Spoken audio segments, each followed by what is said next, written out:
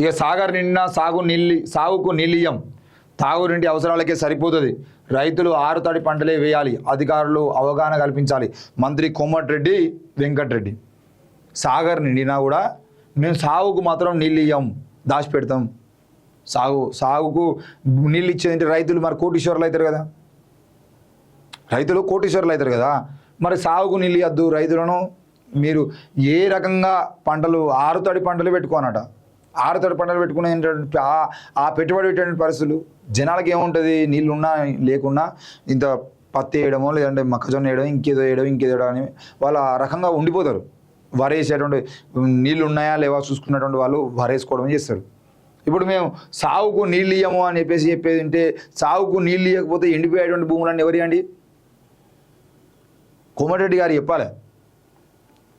సాగు చేసుకునేటువంటి స్థాయిలో చెరువుల కింద ఉన్నటువంటి భూములు ఏ కులాల వాళ్ళకు సాగుకు సంబంధించిన అన్ని రకాల వస్తువులు ఉంటాయి. వాళ్ళకు అవసరమైతే మంచి మంచి బావిలు ఉంటాయి, అవసరమైతే వాళ్ళకు బోర్లు ఉంటాయి, అన్నీ ఉంటాయి. సాగుకు నీళ్ళు ఇవ్వకపోతే ఎండిపోయేటువంటి భూములు పేదోళ్ళే. అది అందులో పేదోళ్ళలో అన్ని కులాల వాళ్ళు ఉంటారు అనుకోండి. ఇక ప్రధానంగా ఎస్సీ ఎస్టీ బీసీలు ఉంటారు. వీళ్ళకు ఉండేదే తక్కువ భూమి. ఆ ఎకరం భూమికి 2 ఎకరాల భూమికో బోరు ఉండదు. ఆ ఎకరం భూమికి 2 ఎకరాల భూమికి బావిలు అసలే ఉండవు. ఈ భూములు కూడా చెరువు కింద ఉంటాయా అంటే చెరువు కింద ఉండవు, ఎక్కడో చెరువు పైన ఉంటాయి. ఎండిపోయేది అంటే ఎండిపోవడం వాళ్ళ బతుకులు. ఆత్మహత్యలు చేసుకునేదంటే అక్కడనే ఆత్మహత్యలు చేసుకోవడమే. సాగుకు నీళ్ళు ఏమంటే ఏంది? మీ సాగు మీరు సాగుర్రి అని అర్థం. ఒక మంత్రి స్థాయిలో ఉన్నటువంటి వ్యక్తులు, ఒక ఎమ్మెల్యే స్థాయిలో ఉన్నటువంటి వ్యక్తులు మేము నీళ్ళు ఇవ్వము, మీ సాగు మీరు సాగుర్రి అన్న తర్వాత రైతులు ఏడికి పోవాలి? వాళ్ళు ఇంత కష్టపడి సాగుకు నీళ్ళు ఇవ్వకపోయినా వాళ్ళు కష్టపడి వాళ్ళు ఏదో వాళ్ళ కాలు మొక్కి వీళ్ళ కాలు మొక్కి ఆ బావిలో నీళ్ళు లేదంటే ఈ బోర్ నీళ్ళు వాళ్ళు వారించుకున్న తర్వాత రోజుకో 10 నిమిషాలు రోజుకో గంట సేపు మాకు కూడా పెట్టానని చెప్పేసి దండం పెట్టి కాలు మొక్కి ఆ దూర ఈ దూర కాలు మొక్కి ఆ పేటలు ఈ పాటలు కాలు మొక్కి వాళ్ళు ఏదో సాగు చేసుకొని 4 గింజలు పండించి ఆ గింజలు తీసుకొచ్చి కొనురు సారు అని అంటే ఆడ నెల రోజుల పాటు పెట్టుకుంటారు. వర్షాలు పడి తడుస్తాయి, అయినా మీరు పంట కొనరు. అరే ఒక్క పంట కూడా నీళ్ళు ఇవ్వలేకపోతే, ఒక్క పంట కూడా నీళ్ళు అందించలేని పరిస్థితులు ఉంటే ఏ ప్రభుత్వాలు మీరు ఏం నడుపుతున్నట్టు?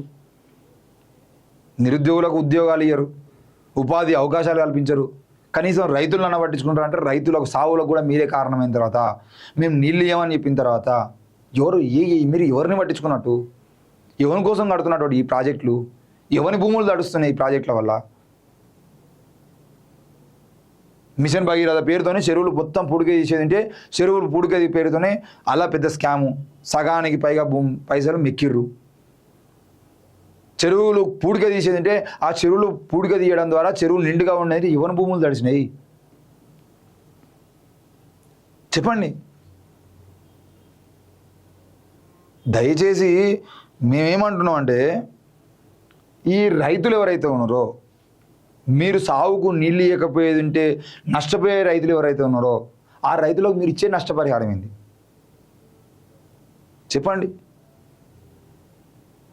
చచ్చిపోవాలా? మీరు ఎట్లా సాగుకు నీళ్ళు ఇయ్యరు, పంటకు గిట్టుబాటు ధర ఇయ్యరు, ఏది లేకపోతే రైతులు ఏం చేసుకోవాలి? ఆత్మహత్యలు చేసుకొని చచ్చిపోవాలన్నా? సమాధానం చెప్పండి కదా. మీరు మంత్రులు అయ్యారు, మీకు రైతులతో ఏం అవసరం? మీరు మంత్రులు అయ్యారు, పేద రైతులతో మీకు ఏం అవసరం? మీరు మంత్రులు అయ్యారు, కౌలు రైతులతో మీకు ఏం అవసరం?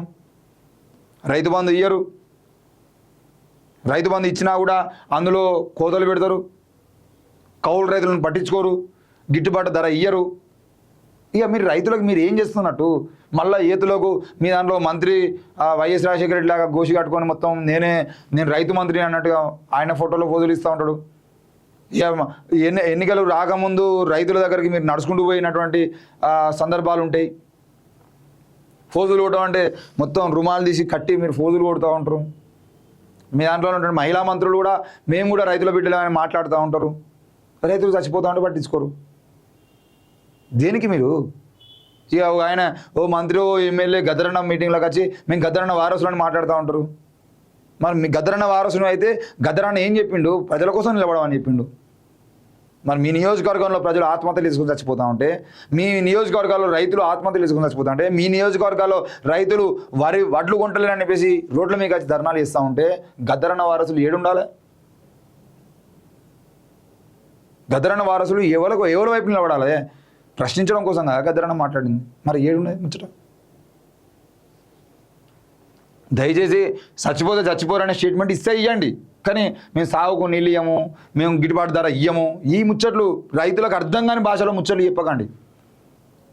మేము నీళ్ళు ఇయ్యమే సాగుర్రి అని స్టేట్మెంట్ ఇది డైరెక్ట్.